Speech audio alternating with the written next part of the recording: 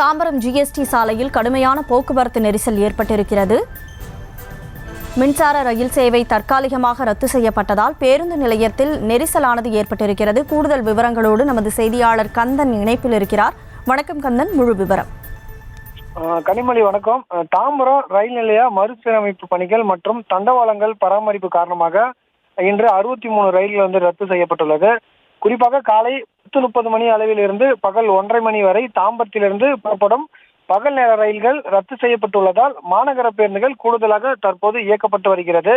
குறிப்பாக பல்லாவரத்திலிருந்து கூடாஞ்சேரி வழியாக செங்கல்பட்டிற்கு மாநகர பேருந்துகள் இயக்கப்படுகின்றன.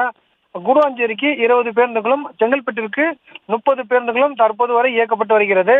அதே போன்று தாம்பரத்திலிருந்து டி நகர், பூந்தமல்லி, பிராட்வே போன்ற பகுதிகளுக்கு ஒரு 20க்கும் மேற்பட்ட மாநகர பேருந்துகள் இயக்கப்படுகின்றன.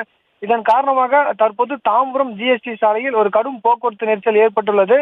போக்குவரத்து நெரிசலை சீர் செய்வதற்கு பெருங்குளத்தூர், தாம்பரம், குரோம்பேட்டை, பல்லாவரம் போக்குவரத்து போலீசாருடன் 175 கூடுதல் போலீசார்கள் தற்போது பணியில் ஈடுபட்டு வருகின்றனர்.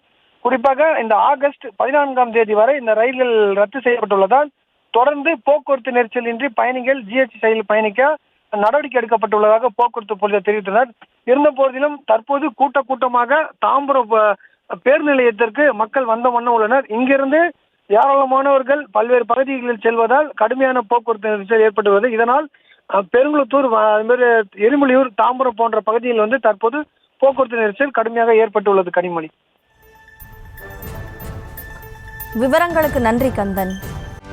செய்திகளை உடனுக்குடனும் துல்லியமாகவும் தெரிந்து கொள்ள சப்ஸ்கிரைப் பண்ணுங்க.